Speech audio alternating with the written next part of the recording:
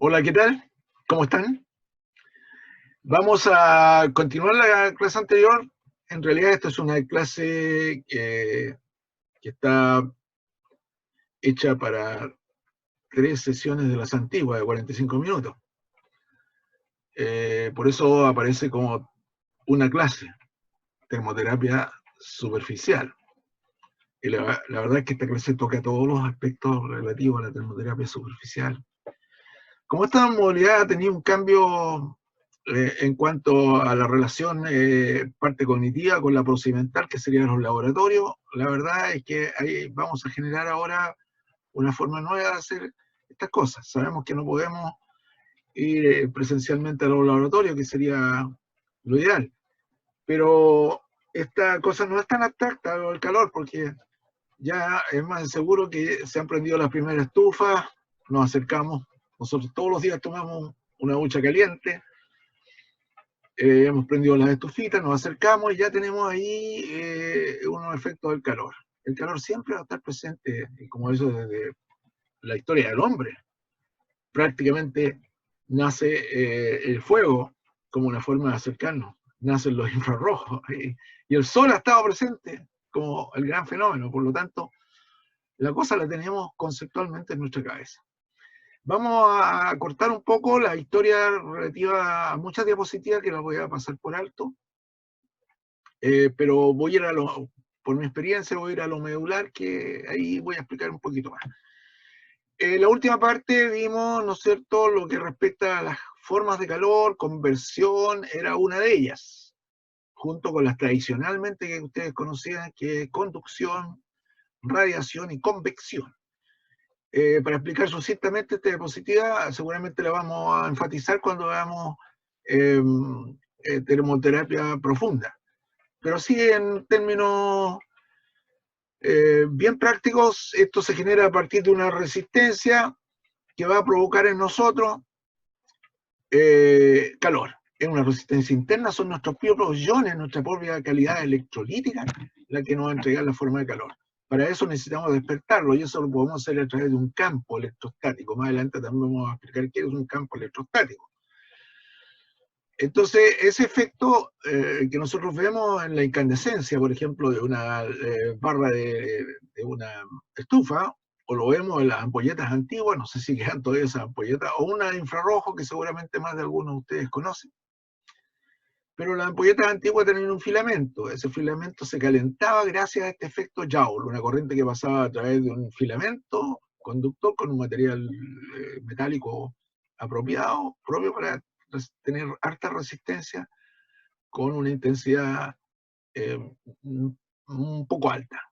Y aquí vemos el efecto Joule, se genera entonces el paso de una corriente, se construye una constante de conversión de Joule a calorías, ahí 0.24, una cosa física que no nos interesa saber el dato nomás, ¿no es cierto? La resistencia del material en ohms, nuestra propia resistencia, y al pasar eso por nuestro cuerpo genera calor. Es lo mismo que generamos, por ejemplo, en el microondas con nuestra comida.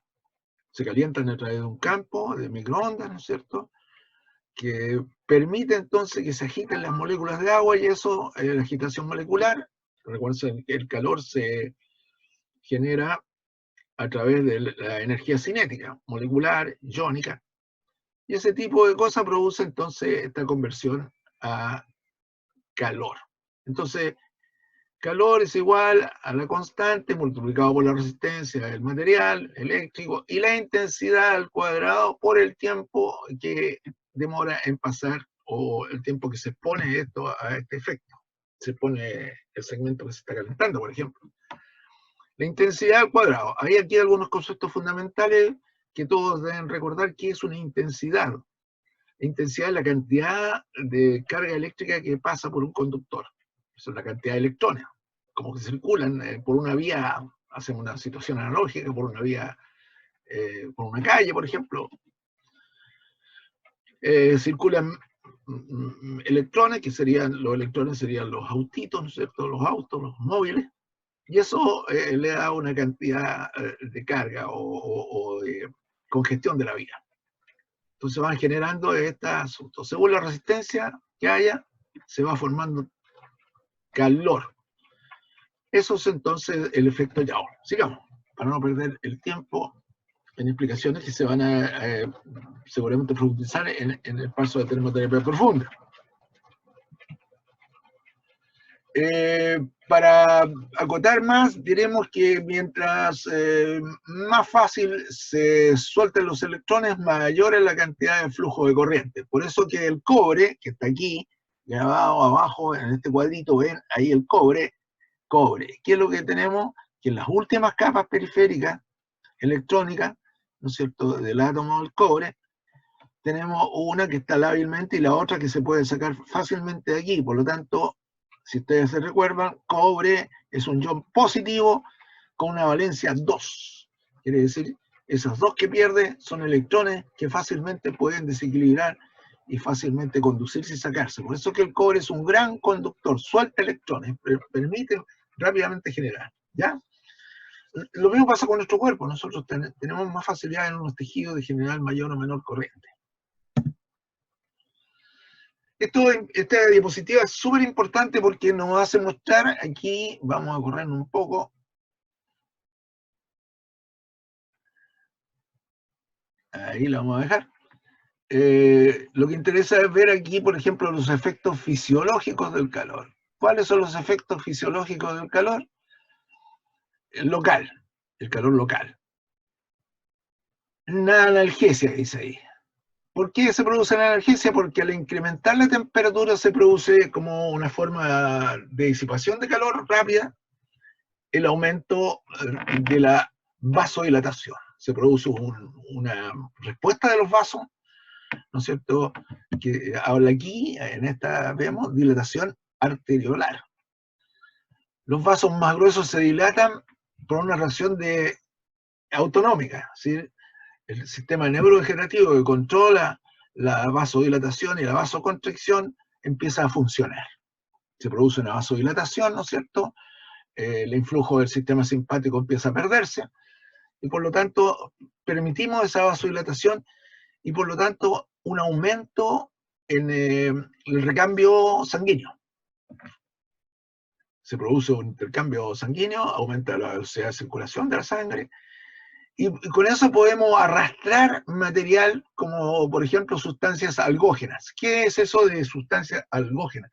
Sustancias que generan dolor. Algógenos. Ya sabemos, ustedes ya tienen el concepto de dolor, por lo tanto sabemos que hay sustancias nociceptivas que generan estimulación de los nociceptores. Entonces a través también, ese es el mecanismo, solamente ese es el mecanismo de efecto fisiológico del calor, el arrastrar material álgico, material nociceptivo, fuera de la zona. Entonces es un barrido químico. Yo barro con eso, arrastro y limpio la zona de estos agentes que producen dolor. Pero eso es para un tipo de dolor solamente. Es una forma de... Pero el dolor agudo, por ejemplo, no puedo provocar eso porque al aumentar vasodilatación, si hay una hemorragia, provoco más hemorragia. Por lo tanto, no es una forma, el calor, de calmar el dolor. Hace una cuestión clásica, mucho tiempo se pensaba que el calor podía ayudar a las personas y se colocaban compresas calientes y calor en el momento agudo de la lesión o en el momento de hemorragia. Por lo tanto, eso no funciona aquí. El frío sería lo más indicado porque el frío bloquea la transmisión, enlentece la circulación de la nocicepción y por lo tanto yo puedo congelar, puedo parar la transmisión nerviosa y así tengo analgesia. Eso es importante. Entonces, ¿qué es lo que vamos a hacer cuando incrementamos la temperatura? La analgesia por un lado, en el caso de dolor crónico u otro tipo de dolores, ese es el beneficio que se tenía en las termas, por ejemplo. Incremento de la fagocitosis, eso es importante. ¿Qué hacen los fagocitos? Los fagocitos son unas verdaderas aspiradoras que limpian prácticamente los lugares que están con alguna sustancia o elementos restantes de un hecho tisular, por ejemplo.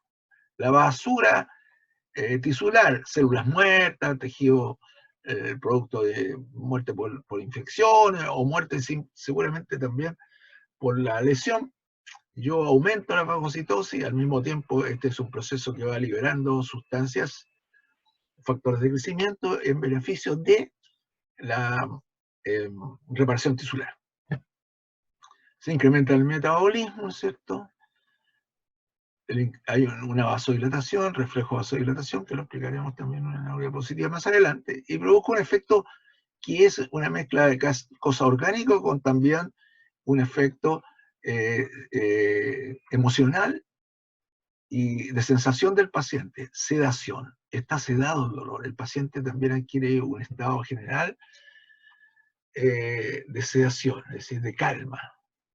Voy a sedar a este paciente a través de, qué sé yo, de un baño tibio, por ejemplo, o un baño caliente. Todos hemos vivido que uno se relaje, se siente, eso es una sedación. Entonces le quito el estrés, ¿no es cierto?, al paciente a través de una sedación. Entonces el calor tiene ese beneficio. Un baño relajatorio, todos han estado seguramente, más de alguno, en algunos de estos baños de turbión, ¿no es cierto?, en algún lugar de veraneo o en algún lugar de distracción, y me meto a estas tinas calientes donde tengo ciertos beneficios de ese tipo y me siento sedado. Este es lo que se conoce entonces, el calor tiene esa voluntad como sedación. Todo esto está regulado por el sistema nervioso, porque al tener dilatación de tipo simpático, de tener esto, tengo estos reflejos vasculares que significan incremento del flujo, en que al incrementar el flujo hay aumento del suministro de oxígeno. Acuérdense que todas las células reparativas son oxígenos dependientes, en general, todas las células de nuestro cuerpo son. Ellos estimulan entonces el suministro de leucocitos a la zona, nutrientes, anticuerpos, se incrementa el rendimiento cardíaco y la ventilación pulmonar. Por eso el calor local tiene ese beneficio. Si yo el calor local lo expando más todavía, yo tengo una respuesta mucho mayor y que muchas veces puede ser nociva si compromete al paciente con otro tipo de cosas. Por ejemplo, si yo someto a un paciente no a calor local, sino que a un calor más general, en un paciente hipertenso, puedo producir algunos problemas mayores todavía. Porque se incrementa la presión capilar, etc. Por lo tanto, en cierto modo, el calor tiene efectos para incrementar muchas veces el edema en el caso agudo, pero también en el caso de edema saliendo de la etapa aguda, de un edema residual, producto de todo este proceso reparativo, puedo favorecer la vuelta a la normalidad a través de la evacuación del edema. Entonces, calor dosificado, mucho beneficio. Calor no dosificado y no contemporáneo a los hechos fisiológicos que van ocurriendo, por ejemplo, colocarlo en la etapa aguda y no en la etapa más crónica, evidentemente que va a producir problemas edematosos, mayor inflamación y mayor retención de líquido, etcétera, y mayor desconfort del paciente. Ok. Vamos a la que sigue. Aquí está, todos los hechos. Hay una cosa de las cuales en la anterior diapositiva fue hablando, así que este es como un resumen de lo que va, de los hechos fisiológicos que ocurren con el caso específico del calor, ¿cierto? Algunos términos que no sepan algunos, diapédesis. ¿Qué significa diapédesis? Dia, en el griego, significa a través. Diagnóstico, estudio a través de. Diagnóstico kinésico, estudio a través del estudio de la kinesiología. Ese es un diagnóstico kinésico. Diagnóstico médico, que frecuentemente me he escuchado, significa estudio a través de la parte de medicina. Diagnósticos médicos, lo hace el médico. El diagnóstico kinésico lo hace un kinesiólogo a través de su evaluación kinésica. Así que no es una cosa culturalmente arraigada, porque antes se decía, ¿qué va a hacer diagnóstico el kinesiólogo? Oiga, yo no estoy haciendo diagnóstico médico, estoy haciendo un diagnóstico kinésico. ¿Ya? Dia entonces significa a través, diapédesis, a través de. diapédisis de elementos de defensa de la zona, o sea, que atraviesan los elementos a la zona y que llegan a través de las paredes, ¿no es cierto? De ahí viene pédisis de pared, atraviesa los vasos sanguíneos, el caso de los leucocitos, por ejemplo, los glóbulos blancos atraviesan las paredes vasculares para llegar a la zona en que es necesario su acción. Licuación de geloides y edemas densos. ¿Qué son los geloides? Son el tercer estado, el cuarto estado de la materia. Tenemos estado coloidal, que es esto. Porque tenemos primero un estado gaseoso, líquido, sólido. Son los tres estados que hasta el momento ustedes conocían. Pero hay un cuarto estado que se agrega, que es en general la forma en que están nuestros tejidos, en estado coloidal. O sea, un estado de dispersión orgánica. Tenemos agua con elementos vitales, que son los elementos fíbricos, por ejemplo, en el caso del colágeno, la fibra colagénica, están las fibras colagénicas propiamente tal, ¿no es cierto? Propiamente tal, y están también el material donde flota esto, esta especie de gelo baba, que son los proteoglicanos con su retención hídrica. Por lo tanto, nuestros tejidos, para estar en situación mucho más blanda, necesitan a veces el calor, licuación de geloides y edemas densos.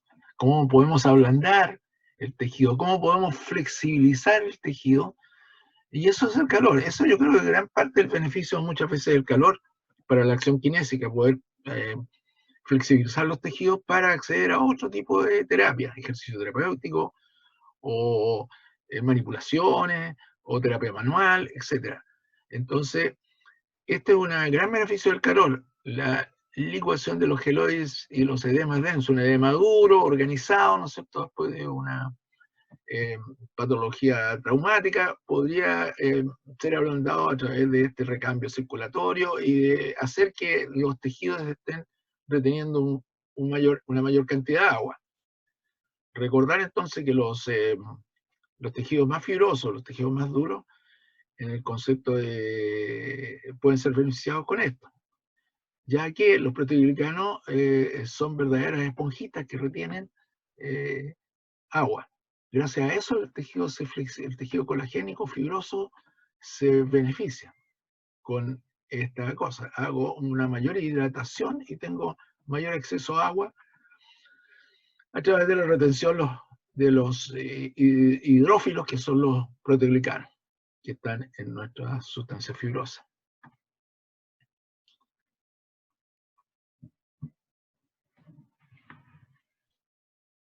Esto es interesante porque nos va a permitir entender cómo se puede dosificar el calor.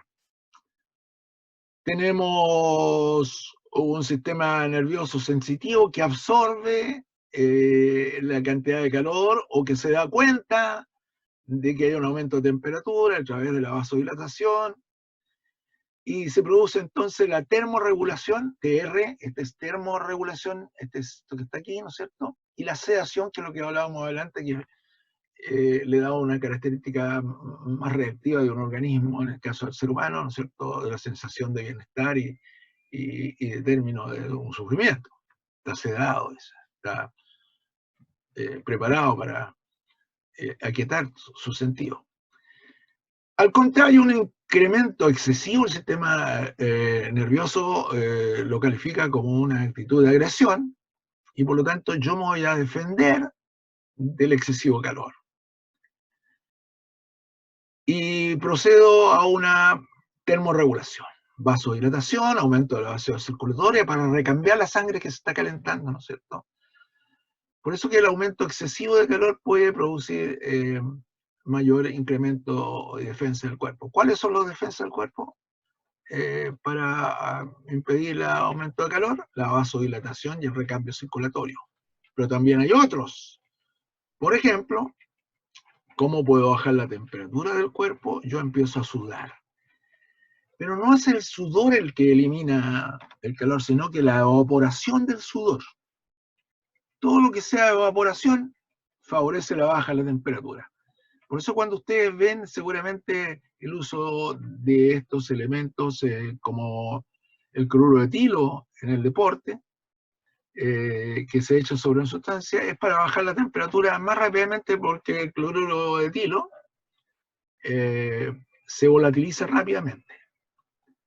En el caso específico de nosotros, cuando estamos afuera, mientras más rápido se evapore, más rápido bajamos el calor. Por ejemplo, uno trata de vaporizar echándose airecito, ¿no es cierto?, con un ventilador o con algún elemento que nos dé un tecito para bajar el calor. Y porque estoy volatilizando el vapor. El vapor es las gotitas de sudor. Entonces el sudor al evaporarse produce una baja de la temperatura. Es una forma de defenderse de nuestro cuerpo. Por ejemplo, ¿por qué cuando uno está dentro del agua no puede vaporizar? Suda, pero no evapora. Por eso que uno en agua caliente, muy caliente, se sofoca. Aumenta mucho la temperatura, pero anula el efecto de evaporación del sudor. No puedo sudar porque está el incremento de humedad dentro del agua, que no le puedo incorporar más gotitas de agua. Mientras si estoy afuera, y si eso es con un poquito de aire, eso se ventila rápidamente y el agua se evapora y me baja la temperatura. Esa baja temperatura es un fenómeno físico. Al cambiar de energía, yo provoco un frío de evaporación. Paso del estado sólido al estado líquido, y el estado líquido, que es mi agua, mi sudor, al gaseoso. Esa pérdida en la transformación se conoce como frío de evaporación. Y eso lo pueden constatar ustedes mismos ahora. Si se echan un poquito de colonia detrás de la oreja o en el cuello, van a sentir un frescor. Es porque el alcohol se está evaporando. Sigamos. Ley de Art-Schulz. Esta es una ley que se refiere a todos los agentes físicos. En pequeña cantidad, los agentes físicos, esto parece de perogrullo, provocan señales positivas, señales de beneficio.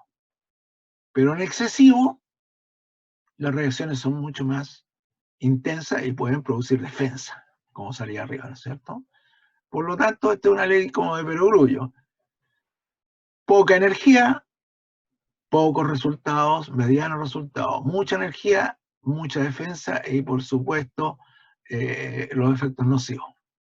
Se refiere entonces a la intensidad de los estímulos químicos de la energía de cualquier tipo, energéticos. Se refiere más a la energía química, sólida,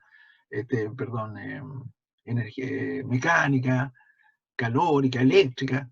Pequeñas cosas, pequeñas respuestas. Muchas respuestas, inhibición del sistema.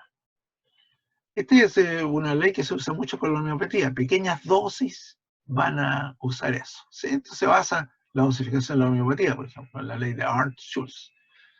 Pequeñas dosis producen cambios radicales, estimulación de efectos fisiológicos importantes.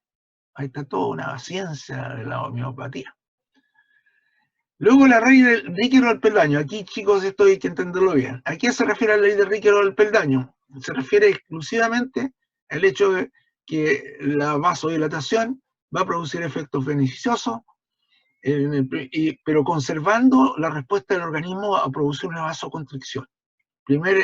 Son tres escalones. Primer peldaño, el primer escalón es cuando yo genero calor, se produce la vasodilatación y es seguida por una vasocontracción inmediata. O sea, yo no anulo el efecto de vasoconstricción. O sea, al sistema simpático lo dejo intervenir para poder compensar lo que se puede producir como vasodilatación. O sea, vasodilatación seguida de su vasoconstricción. En el segundo peldaño yo ya tengo algunos efectos un poco más acentuados de esta cosa. O sea, yo hago calor, se genera la vasodilatación, pero los efectos son más intensos del calor, pero la ley de la vasoconstricción se demora en aparecer, pero aparece finalmente. Eso es como la ley de Ricker en estado en que yo pudiese generar beneficios para el organismo. Esta ley se usa como para dosificar el calor. En estados crónicos yo pudiese agregar esta ley del peldaño como parte importante de mi dosificación de calor. No necesito estímulos muy pequeños porque se va a producir elemento de la vasoconstricción, no voy a aprovechar los efectos beneficiosos de la vasodilatación. Primer peldaño. Segundo peldaño, ¿no es cierto? Esta opción de poder realizar una vasodilatación no seguía inmediatamente de una vasoconstricción. Pero el tercer peldaño, el peldaño 3 de esta ley de Ricker, habla de algo que es bien interesante y que muchas veces al kinesiólogo se le pasa la mano con la cantidad de calor. Por ejemplo, cuando hacemos calor en profundidad, ¿por qué no regulamos bien el calor? Ojo, y esta es una cosa que no tienen que olvidar, por favor.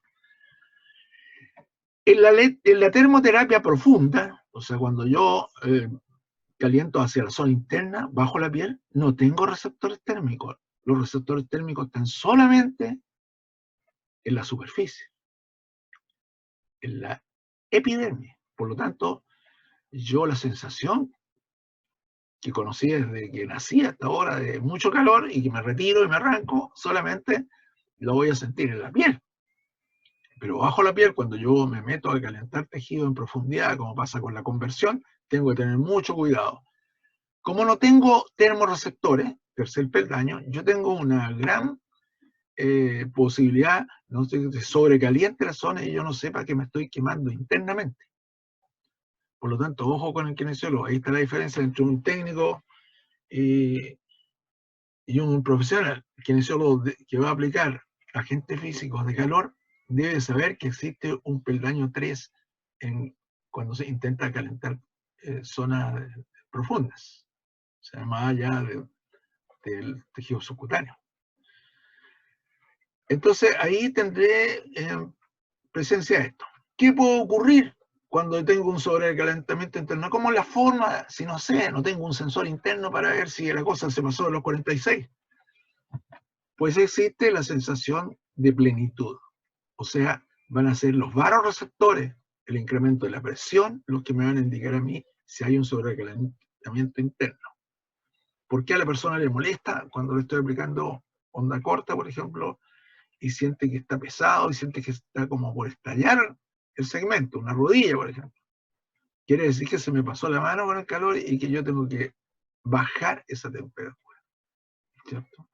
Son los receptores, primero los receptores de presión sanguínea, al inflamarse el vaso, al vasodilatarse, aumenta la presión y el paciente lo identifica esto como que aumentó el segmento, como que está creciendo, como que le molesta, y finalmente el dolor.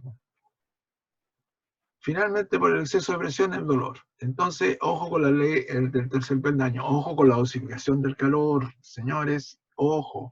Entonces, la ley de Arndt-Schulz y la de Ricker juegan un papel importantísimo, vital, en lo que corresponde a la dosificación del calor. Ojo con eso, ¿ya? No todo entra por la piel, en el caso específico, si nos vamos a meter adentro del cuerpo, debemos saber que no existen receptores térmicos como los de la piel para decir, identificar el calor. Solamente lo regular, la varo, la presión, varo viene de ahí, la varocepción, o sea, la sensación de presión. Y finalmente el dolor. Inmediatamente yo tengo que bajar la temperatura, inmediatamente yo tengo que acudir al paciente y bajarle, qué sé yo, la intensidad de lo que le estoy aplicando.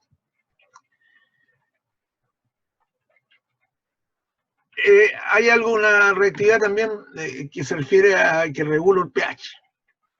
Siempre que un tejido está dañado, acidifica su pH. Por lo tanto, alcalizar el pH es fundamental en la regulación. Y eso lo hago con el reequilibrio iónico, al mejorar la activación del recambio. Al desaparecer el edema, al arrastrar eso, desinflamar la zona, yo tengo un reequilibrio iónico, se depolariza bien la membrana, hay fácilmente desactivación de la bomba potasio-sodio, mejora el metabolismo, reabsorbo los catabolitos. ¿Qué son los catabolitos? Son las sustancias tóxicas que quedan, ¿cierto? Incluso los detritos biológicos que van quedando después de una lesión tisular, tejido dañado, restos de la defensa contra infecciones, etcétera, lo arrastro a través de esto. Y esto ya lo explicamos, ¿no es cierto? El profesor de Gelasol, dispersiones orgánicas, DO, ojo aquí, DO significa dispersión orgánica, estado coloidal. Nuestros tejidos todos están en esta forma de estado de la materia. el estado de la materia, en el caso específico de nuestros tejidos, están como geles, pero geles con una cantidad equilibrada de agua. Por lo tanto, estamos en estado de entre gel a sol. Esa es una dispersión orgánica, conocido como estado coloidal.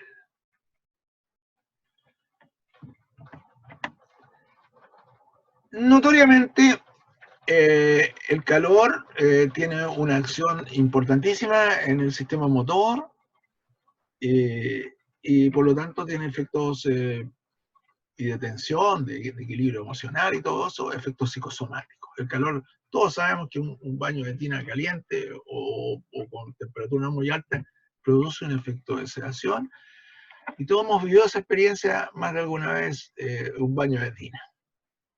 Y yo me relajo. Hay una reactivación parasimpática, sopor, sedación general y relajación muscular.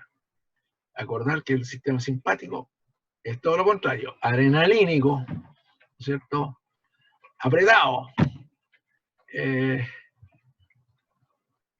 Entonces la reactivación simpática es muy importante para la consideración del dolor crónico, por ejemplo.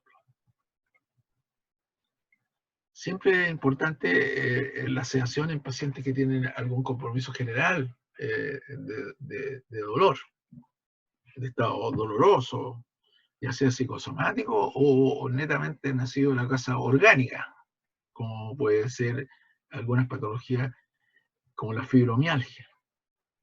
Son baños calientes, puede provocar, regulado a temperatura específica, produce beneficios importantes con algo que es fundamental en el ser humano. No solamente nos responde un segmento con dolor o no dolor, sino que la sensación de emoción, la sensación de control de nuestras emociones.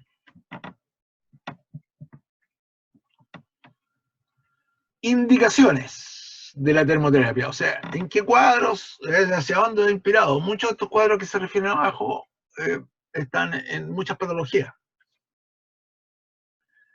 Dolor químico e isquémico. Un dolor químico es aquel que ya hablábamos, dolor nociceptivo, donde hay muchas sustancias inflamatorias que están activas. Prostaglandina, ¿no es cierto? Por ejemplo, sustancia P, que son todos los neurotransmisores de tipo alogénico, que generan algias. Entonces yo puedo arrastrar eso a través del calor. Entonces todos los casos en que haya mucho dolor químico o isquémico también, un dolor isquémico, está mucho rato sentado, entonces me duele la zona en que hay mucha presión, ese es un dolor isquémico. Entonces regulo eso poniendo un poquito de calor a través de compresa o agua o un baño de tina o a través de masaje yo genero calor y lucho contra la isquemia. La isquemia siempre es dolorosa. Estar mucho rato sentado duele en la zona de mayor presión, en la zona que hay mayor zonas con muchos huesos alrededor, ¿no es cierto? Y poco tejido. Las contracturas musculares producidas por espasmos y otro tipo de acciones también pueden verse favorecidas con la aplicación del calor. La inflamación siempre que ésta sea subaguda y crónica. Yo no puedo aplicar en etapa aguda calor, y depende de la cantidad de calor. Acuérdense la ley de Archulz y la de Ricker con relación a eso. Poca vasodilatación puede ser beneficioso para un cuadro. Pero mucho calor en una etapa subaguda puede reinventar la inflamación, puede romper vasos por la vasodilatación, etc. Edemas moderados. Un edema que sea moderado, que no sea tan intenso, que no tenga mucho dolor, que yo vea, ¿no es cierto?, que la deformación no es considerable en una zona, podría ayudarme para evacuar el edema a través del recambio circulatorio en beneficio, pero con un edema que está absolutamente disparado, con deformidad absoluta, yo no puedo aplicar calor.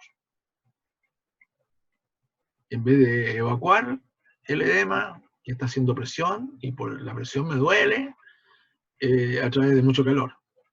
Por lo tanto, yo podría evacuar eso a través de maniobras suaves, como puede ser el masaje, ¿no es cierto? Hay masaje linfáticos, o ejercicios que permitan el retorno venoso. Los procesos artrósicos articulares se ven favorecidos con la indicación de la termoterapia enormemente, siempre que no estén agudizados. Si están en una etapa muy aguda, porque eso de repente tiene la artrosis de episodios agudos, podría generarme eso. Disculpen.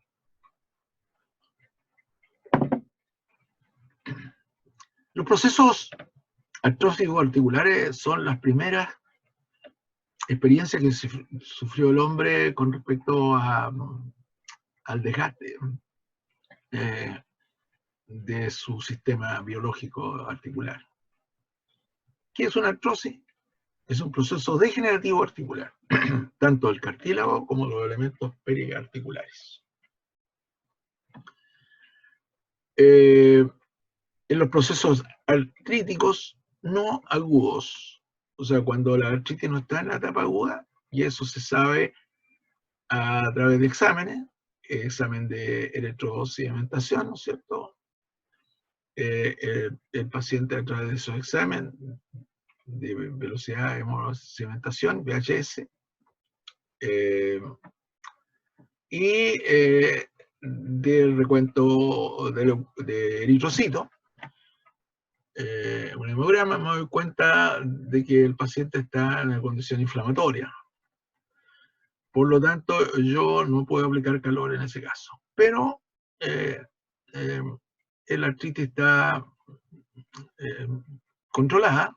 Artritis significa inflamación articular, producto de una serie de procesos que seguramente ustedes pueden repasar que una artritis, a diferencia de la artrosis, que es un cuadro degenerativo, la artritis es un cuadro inflamatorio que puede deberse a causas diversas, entre ellas, ¿no es cierto?, una autoinmunización.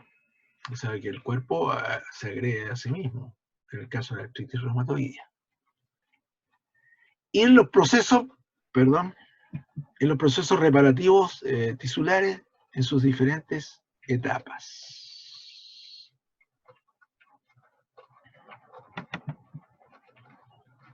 Precauciones de peligro. La gran preocupación son las quemaduras.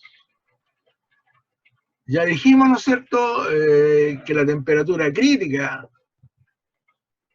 son 46 grados Celsius. Yo ahí tengo daño celular. Por lo tanto, el calor puede provocarme una quemadura. Y las quemaduras son de tipo A, B y AB. Yo le hice esa clase en segundo, me parece, a ustedes, así que repasar esa parte no voy a explayarme en esta cosa, porque además yo me entusiasmo, trabajé tantos años en quemado que no. Entonces prefiero no meterme ahí y que ustedes repasen esto, que lo deben tener en sus apuntes. Mis mismas clases deben tenerla porque se fueron enviadas cuando hicieron el segundo año, así que no voy a perder tiempo aquí. Pero, ojo, el calor puede producir calor. Perdón, no estoy con fiebre. El calor puede producir daño tisular. Precaución máxima, 46 grados Celsius. Ahí tengo daño tisular. ¿Cómo se controla eso? Se puede controlar a través, en el caso de la temperatura local, la transmisión de calor por conducción o conversión o cualquier tipo de calor en la piel. Yo tengo el termómetro digital. Ahora eso está bastante acentuado. Tengo un termómetro digital, a distancia veo la temperatura.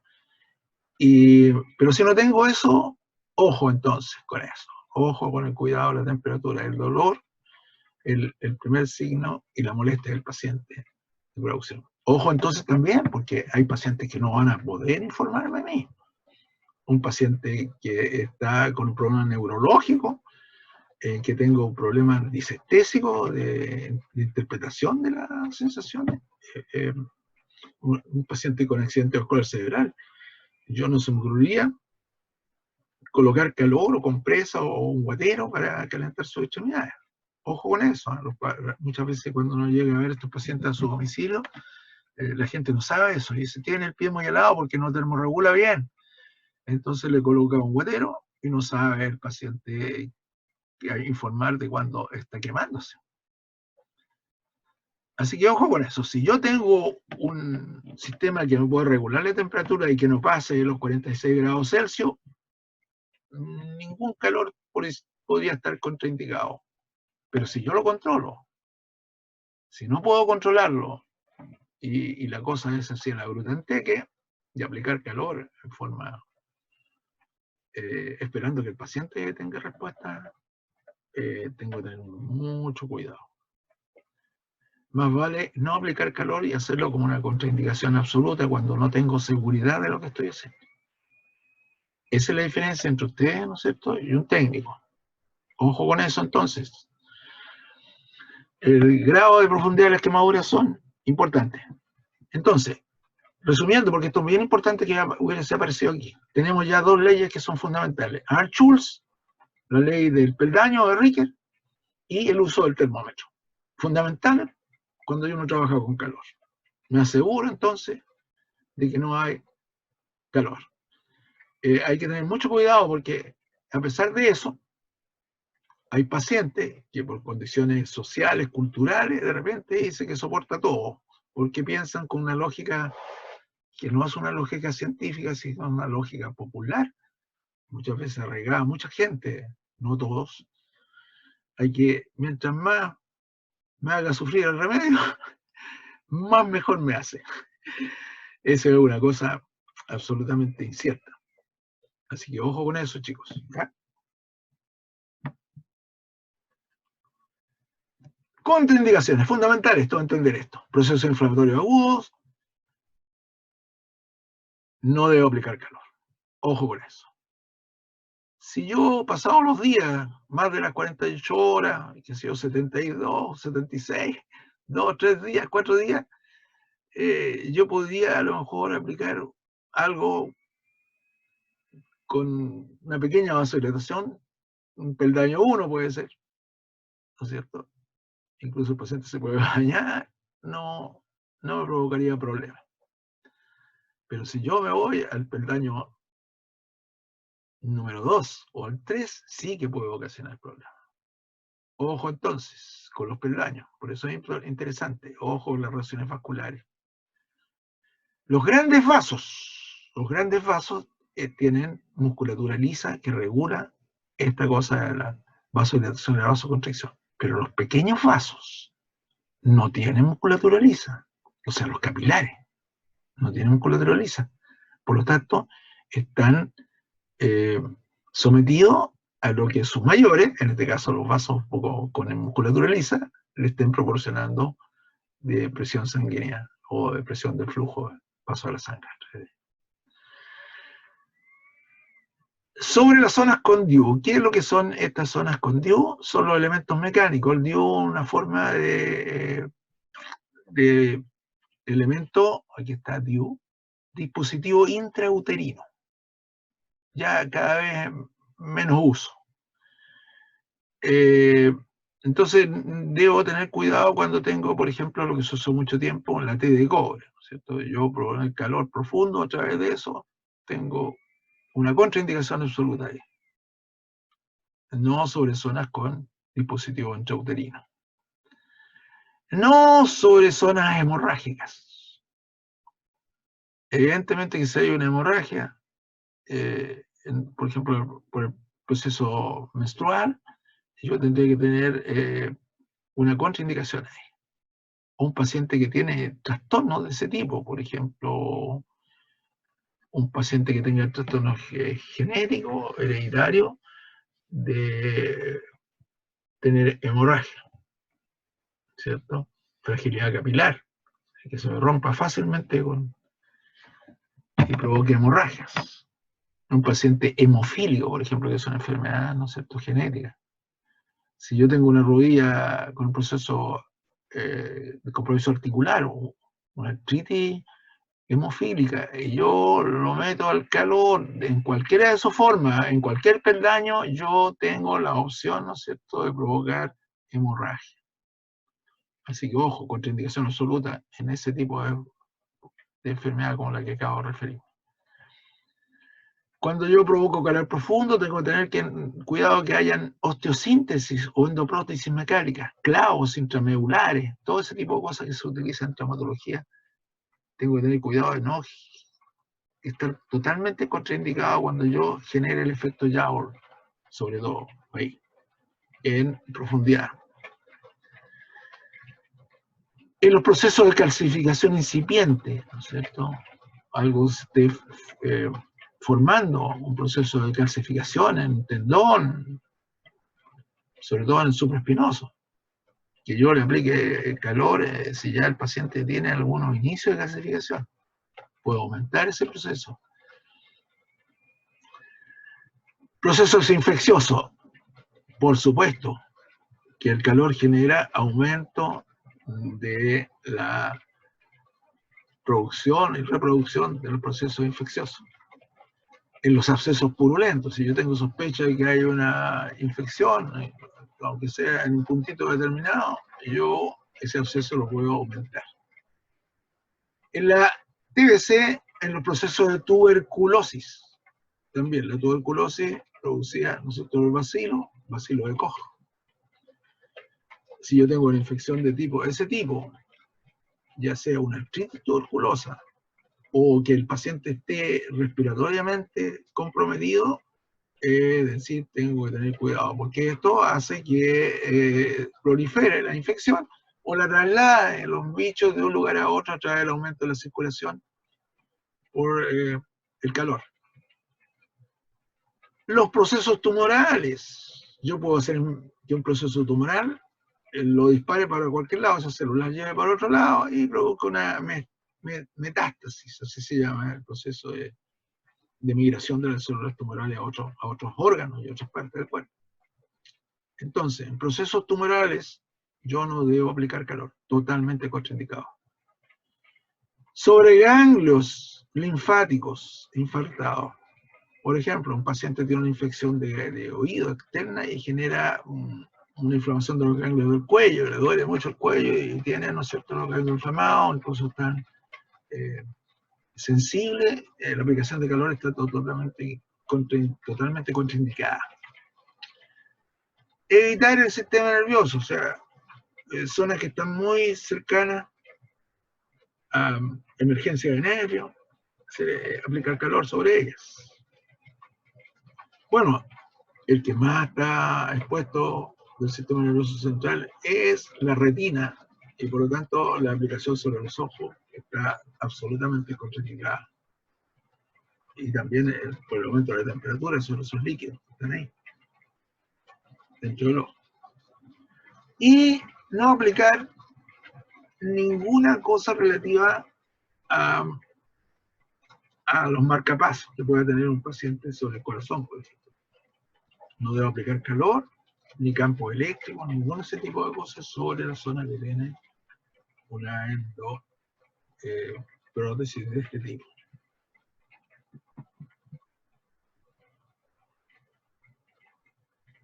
Otra contraindicación es la aplicación sobre las gónadas, testículos u ovarios. ¿Ya? No está indicado eso. La aplicación de calor, por ejemplo, en el caso del hombre, el testículo puede producir migración, se dice lo sospechosa, y también muerte de espermatozoides. No aplicar durante la gestación. Onda corta ni ultrasonido sobre la zona de la gestación. Usted puede aplicar una compresa caliente o puede aplicar, ¿no es cierto?, un baño de agua en un tobillo de una embarazada y no tiene problema, o en la extremidad superior. Es solamente la aplicación de calor profundo, local, de onda corta, ultrasonido, o sea, eso está totalmente contraindicado. Durante los cuadros febriles también, si yo aumento y llevo sangre caliente, que ya está generando, ya está en una condición anormal, en realidad aumento el trabajo de combate en contra de este cuadro febril del cuerpo. Así que no lo sobrecargo con mayor trabajo. Ya dijimos la cuestión de fragilidad capilar, hemofílicos. Y en pacientes que estén por otras condiciones hematológicas, en tratamiento con anticoagulantes. Incluso los hipertensos toman a veces anticoagulantes cuando han tenido procesos de trombosis o cuadros de trastorno isquémico. Entonces tengo que tener cuidado porque los pacientes a veces están con drogas anticoagulantes. Entonces no debo aplicar calor en pacientes que tienen dosificación anticoagulante. Lo vamos a pasar, ¿no es cierto? Parámetros que deben usarse en la termoterapia: potencia, tiempo de aplicación, frecuencia de las sesiones, número de sesiones, distancia al foco energético, longitud de onda. En realidad esto es súper importante cuando nosotros ya pasamos a la parte procedimental, o sea, las técnicas de aplicación, así que eso lo vamos a obviar hasta que tengamos la oportunidad de las clases presenciales y poder hacer algunas cosas. Pero si alguno intenta, por ejemplo, hacer algunas cosas, por ejemplo, con compresa en su casa en este momento, también, tiempo que voy a aplicar, tiempo que me produce la oxidación, lo observo, cuántas veces, número de sesiones, distancia al foco energético, en el caso del calor por radiación, la longitud de onda y la frecuencia. Bueno, ya hemos visto en gran parte y de repente, si ustedes lo piensan, vamos a elegir los agentes de termoterapia, qué tipo, no, es más. La dosificación, la posición del paciente, ya esto entra en el campo de lo aplicativo. Así que esto para práctico. Pero estas son las cosas que tenemos que tener en cuenta, ya sabes, mire, aquí debo poner el paciente en tal o cual posición, de posición cómoda, que no se me mueva, que esté absolutamente en una posición en que el agente físico esté ejerciendo con comodidad para el paciente su acción en el tiempo que yo lo haya prescrito. Se describe el protocolo, cómo se hizo, qué sé yo, análisis de la operación, si lo hice bien, si lo hice mal, qué cosas no pude aplicar, cómo tengo que adaptarme yo a la situación de un paciente. El espesor de las capas de la piel, en el caso es importante en el caso de esta aplicación de calor local, a través de estos medios en que la piel está expuesta al agente físico. Recordar que hay zonas de mayor o menor sensibilidad en la piel, porque son zonas con mayor cantidad de receptores, hay zonas sensitivamente con mayor densidad de termorreceptores. Dice, tengo la piel más delicada, se refiere justamente a eso, a zonas que son más sensibles por el hecho de que hay mayor cantidad de receptores en esa zona, ya sea táctiles, de olor, etc.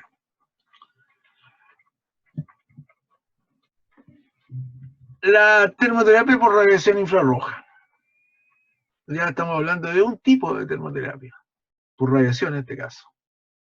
Ya habíamos hablado algo acerca de esto, pero ahora vamos a algunas cantidades un poco más exactas. Se conocen los infrarrojos como de radiación que está dentro del espectro infrarrojo.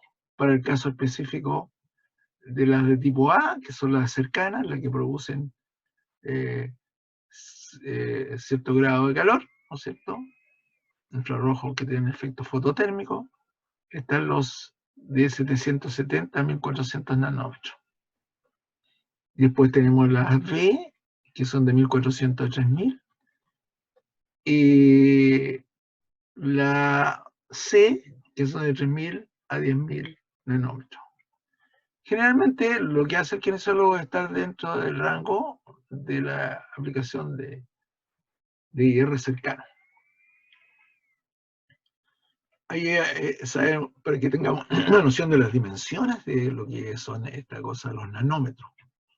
Ahí está, un nanómetro equivale a una millonésima de milímetro. Imagínense eso. Conversaba con un profesor de física y me decía, lo que cuesta de los alumnos a veces es tener porque enseñamos muchas cosas abstractas, es como tener una idea de las dimensiones físicas de la equivalencia a eso, o sea, más o menos que se imaginen en forma concreta de lo que es un nanómetro. Un nanómetro vale una millonésima de milímetro. Estamos hablando de cosas muy importantes. los fotones o los cuantos energéticos se trasladan a través del espacio en forma de onda electromagnética, y en este caso, radiación electromagnética no visible, los infrarrojos, ya sean fototérmicos o de los otros que no son fototérmicos, son invisibles, por lo tanto no los vemos. Pero en el caso de los infrarrojos que nos interesan a nosotros, los vamos a sentir a través del calor. Todo lo que irradia calor emite radiación infrarroja. El sol es uno de ellos, la estufa en este momento, hace un poco de frío, está haciendo eso, emitiendo radiaciones infrarrojas. Sigamos rápidamente. Un incremento de la temperatura sobre el cero absoluto, menos 273 grados 0 Kelvin Celsius, tenemos entonces a una suspensión absoluta. Bajo el cero absoluto no hay incremento de temperatura, o sea, no hay vibración y rotación molecular que conduce a la emisión de radiación infrarroja. La cantidad, o sea, la intensidad de la vibración y la rotación molecular en cualquier sustancia va a producir emisión de radiación infrarroja.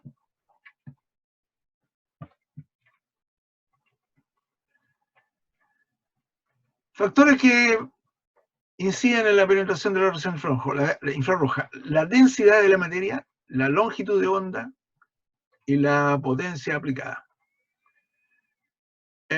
Respecto a la longitud de onda, debemos saber que todas las radiaciones electromagnéticas tienen una sola longitud de onda. ¿Cuál es aquella? La que hablábamos de corto cercano. Por lo tanto, específicamente, nos vamos a batir entre esos 700 nanómetros. Pero lo que no, lo que sí tienen en común todas, es un valor estable, que es la velocidad con que se trasladan, es la velocidad de la luz. ¿Cuál es la velocidad de la luz? De millones de metros por segundo, ¿no es cierto? Por lo tanto, la velocidad de la luz es la que nos indica a nosotros que tienen una sola velocidad. Pero la longitud de onda es diferente, entonces hay infrarrojos más o menos con longitud de onda, son diversos, están dentro de un espectro cercano, lejano. La potencia es la cantidad de intensidad que yo le doy a una lámpara. Por ejemplo, las ampolletas que conocemos de color rojo, que sirven para calentar, ¿no es cierto? De repente papas fritas, como se ve de repente, o calentar animalitos que están en la etapa de nacimiento. Tienen una potencia específica para producir calor, radiación infrarroja, que es más o menos 250, 300 watts. Igual es un bastante gasto de energía.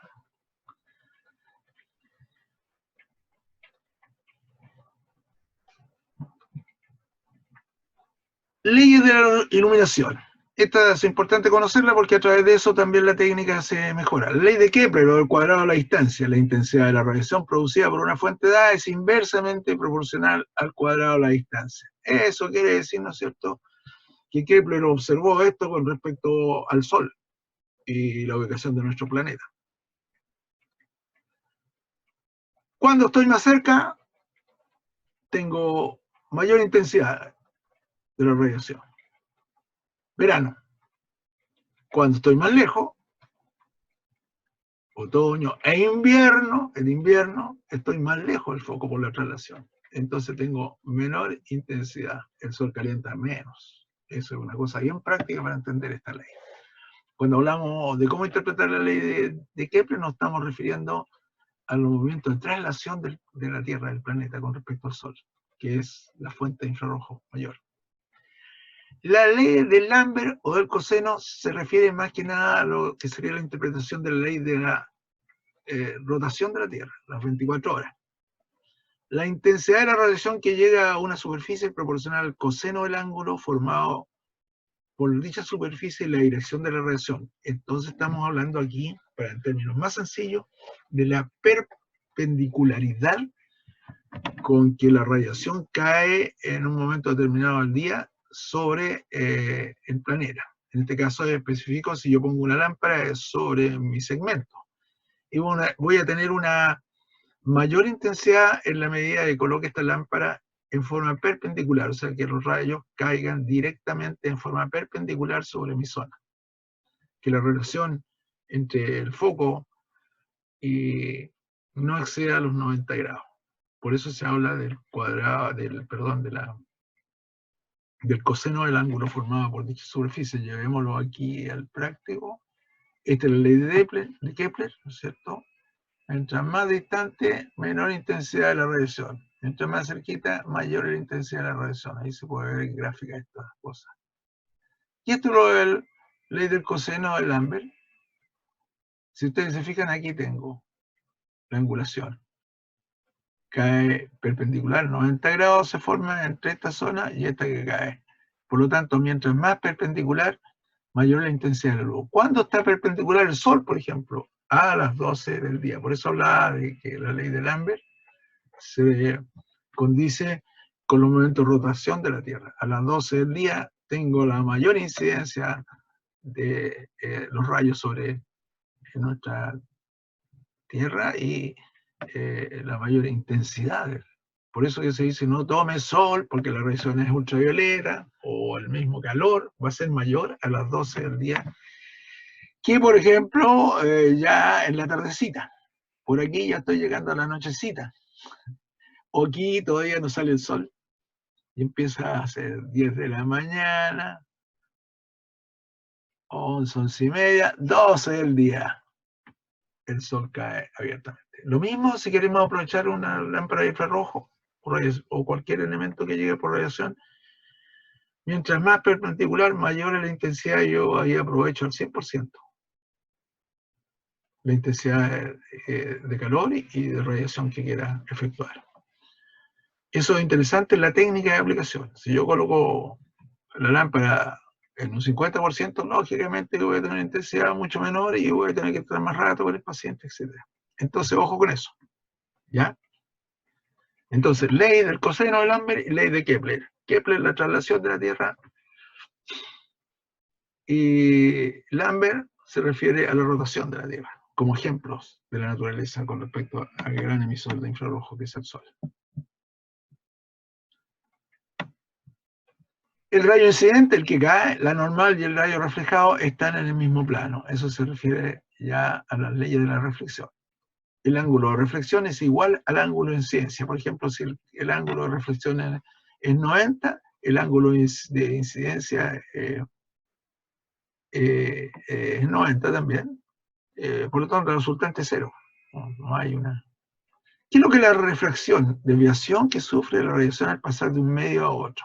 Lógicamente que al introducir la radiación en las primeras capas de nuestro cuerpo, sufre una desviación.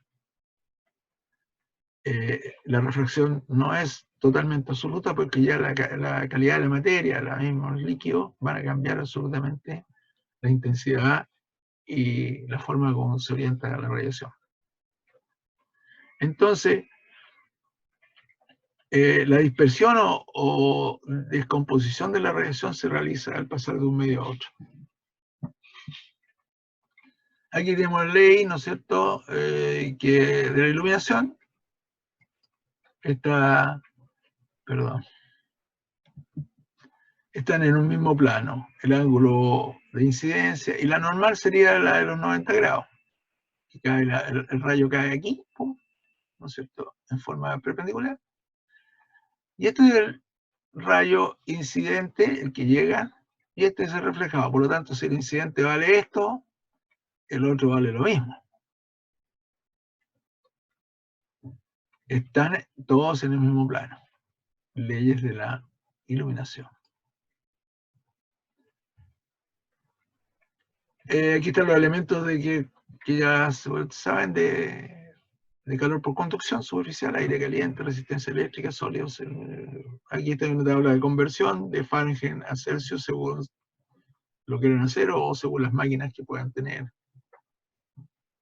Nosotros usamos Celsius.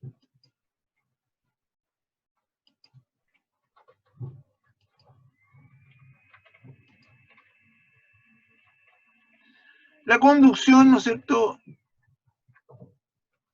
a través del contacto de la molécula, se hace a través del contacto de la molécula de dos materiales en vecindad, juntos, con diferentes temperaturas. La energía cinética, el contacto de moléculas, uno que tiene más al menor. Y luego la disipación del calor. Tanto la absorción de calor como la disipación se producen en este contexto de la conducción. Energía cinética es el movimiento de las moléculas de sus constituyentes átomos. Esto ya bastante, imagino, entendido por ustedes, así que no es necesario que yo lo pase. Aquí también, cómo se realiza el reflejo de vasodilatación. Ojo, los que no entendieron antes la vasodilatación y el reflejo, aquí están explicados más en detalle. Por eso que esto tiene bastante texto, de modo que ustedes puedan leerlo y entenderlo. Así, si lo meditan, lo reflexionan, están ahí. Esto se refiere a la cantidad de calor necesaria para elevar la temperatura en unidad de masa de un elemento compuesto del calor específico. Por ejemplo, ¿por qué una sustancia se calienta más rápido que otra? Porque el calor específico de uno, el que cuesta calentarlo, es más alto que el que no cuesta tanto. Por ejemplo, el agua tiene un alto calor específico con respecto al metal. Por eso que si yo coloco la misma masa de agua y la misma masa de un cuchillo alrededor de una radiación, es seguro que el agua se va a demorar mucho más en calentarse, porque tiene un calor específico más alto, mientras que en la parte metálica se me va a calentar rápidamente. Eso también es para que ustedes tengan idea. Si yo coloco algo más sólido, seguramente va a calentarse más. Y eso también permite saber que el agua, al igual que le cuesta guardar calor, también le cuesta disiparla. Por eso el agua es un gran termorregulador climático. El papel que cumple el océano en la regulación de la temperatura en nuestro planeta es fundamental. Por eso esta cosa ambiental va por ese conducto. No voy a meterme en esa cosa. Entonces aquí tiene alto para leer ahí los calores específicos de un montón de elementos. Ahí está la explicación, ¿no es cierto? Por ejemplo, aquí tienen la explicación esa, se calienta más rápido uno que el otro, por su calor específico. Ya, esto es interesante porque aquí tenemos una serie de elementos que actúan en la termodinámica por conducción. De 5 grados a 0 grados, cubo de hielo, pack de hielo, vapor. Nosotros dentro de nuestro refrigerador, en casa, por ejemplo, tenemos los cubitos de hielo. Podemos también meter en un vasito y hacer un vasito de café, estos de Plumavit, y hacer un pomo para producir, hacer masoterapia, por ejemplo, con hielo. Menos 5 a 0 Celsius. De 1 a 10, una bolsa helada. De 10 a 27 Celsius, agua helada. De 36 a 44 se llama agua temperada.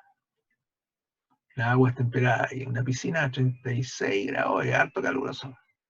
Si uno se mueve. Si uno está socializando nomás dentro de la piscina, no va a sentir mucho. Pero si yo me pongo a nadar ahí, por el hecho de no poder disipar mi temperatura, si me pongo a nadar rápido, me voy a sofocar con la piscina a 36 grados. Baño de contraste, ¿qué significa esto? Contrastar los baños de 10 a 40. Tengo una tina con 40 y otra tina o un balde con agua a 10 con otra a 40 y hago un intercambio. Paso, por ejemplo, en la extremidad un pie y el otro pie otra vez a la de 40 y otro rato a la de 10. Tengo baños de contraste. ¿Qué produce eso? Que la vasodilatación juegue ahí. Vasoconstricción, vasodilatación.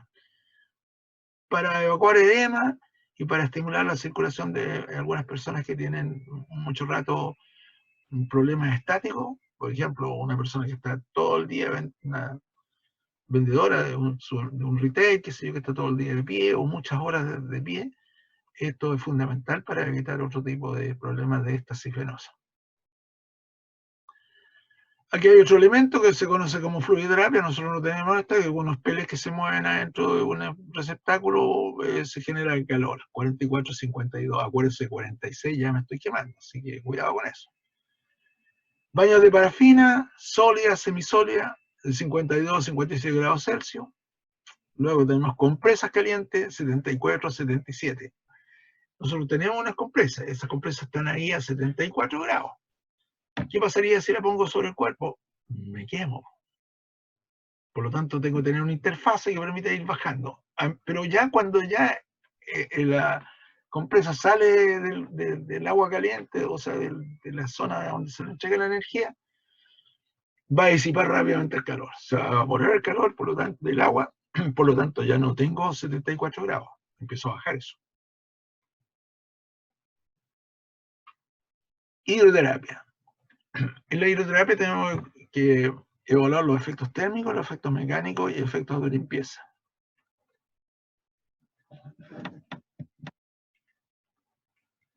Arquímedes, que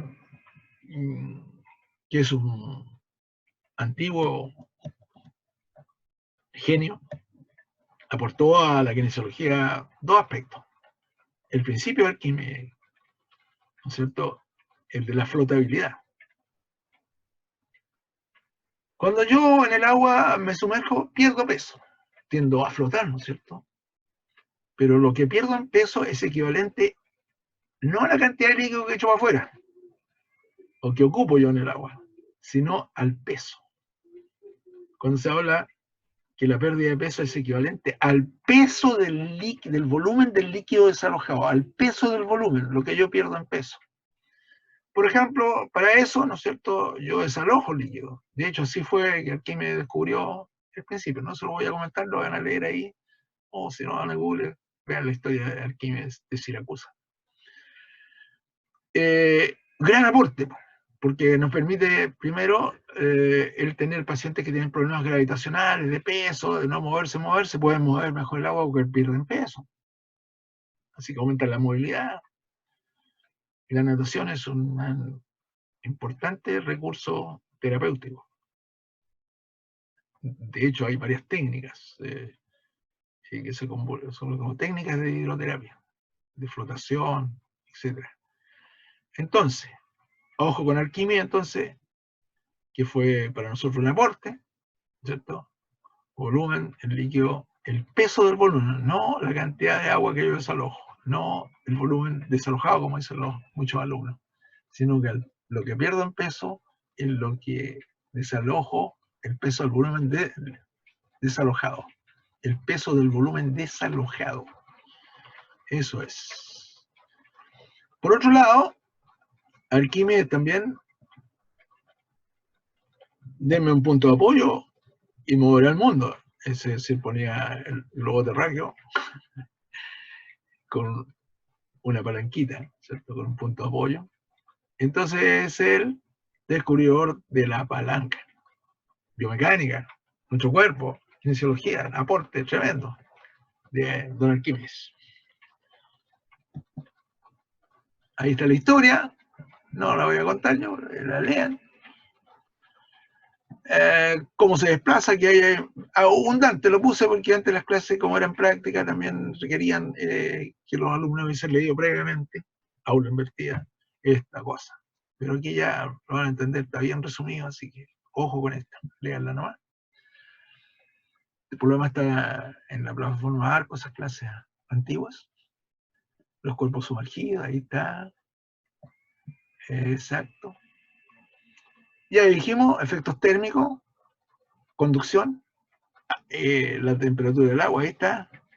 Más o menos los parámetros que se utilizan. Pueden haber ciertas variaciones, pero esas son las que generalmente constituyen, ¿no es cierto? Un agua tibia, 29.4 a 35 grados. Generalmente para la natación que uno hace, si va a practicar deporte, ojalá el agua estuviera ahí cercano a los 28 grados.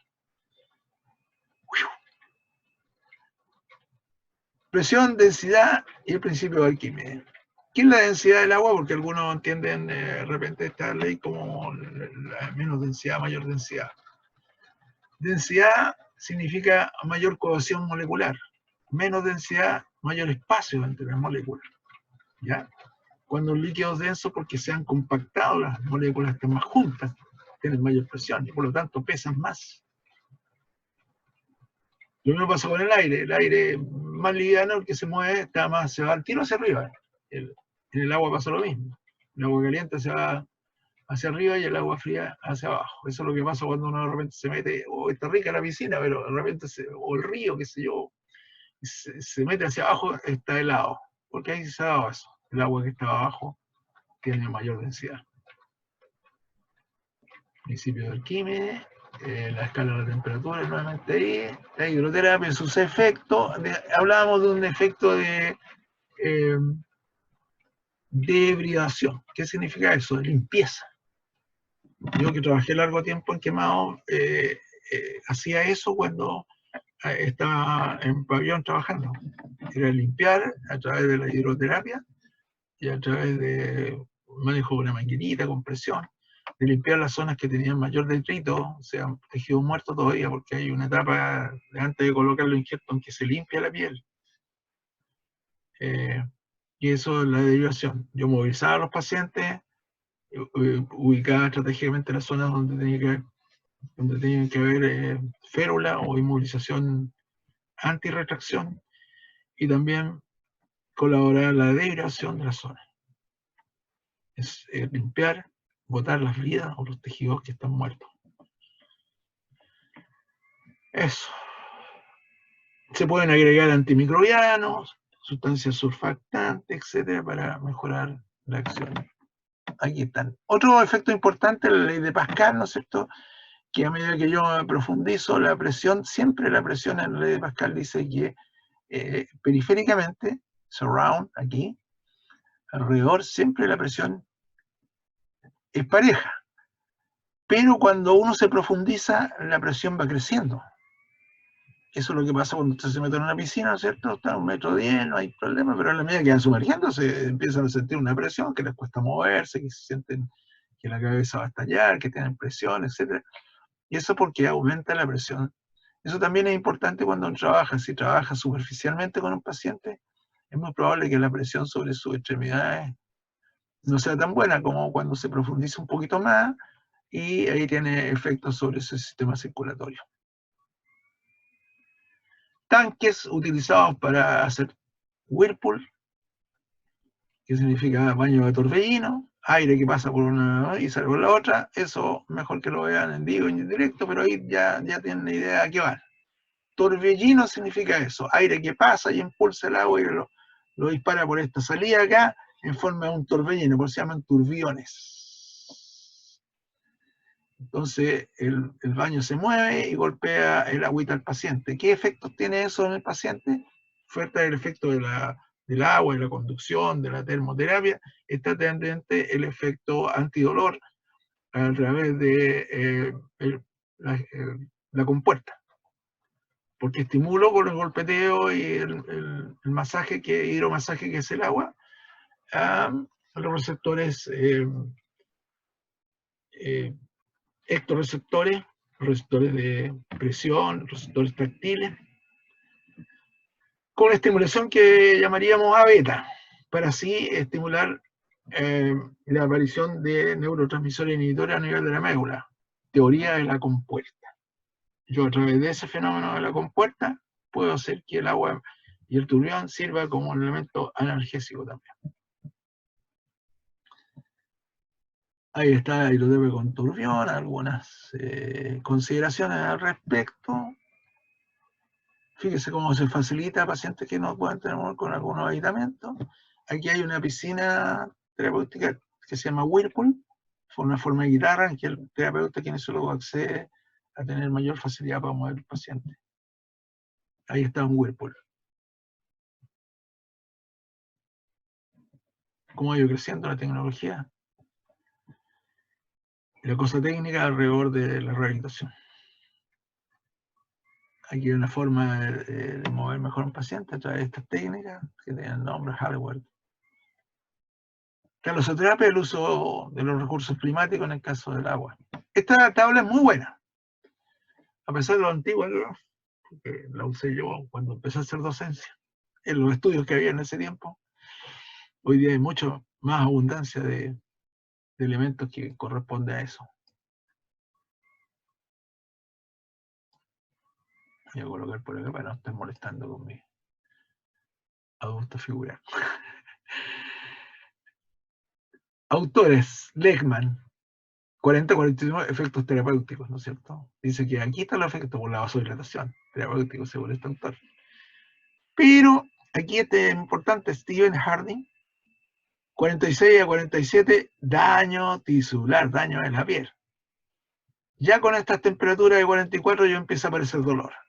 La presión aumenta. Tercer peldaño.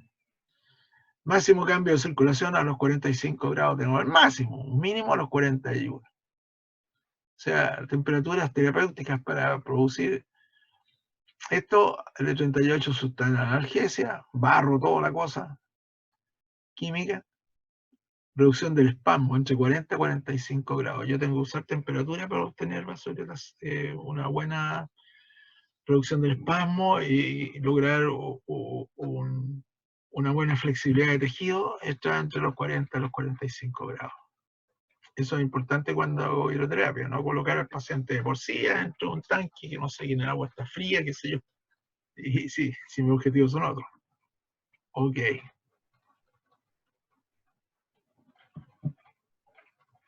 Las compresas, eso lo van a ver ustedes mejor más, y los baños de parafina a través de la parte práctica. Aquí hay unas tablitas que le permiten a ustedes también abundar en lo mismo. Yo juntar todo material ahí para pegar, para que tengan alta información. Son bastante actualizados. Y hasta aquí vamos a dejar la clase, estimados alumnos.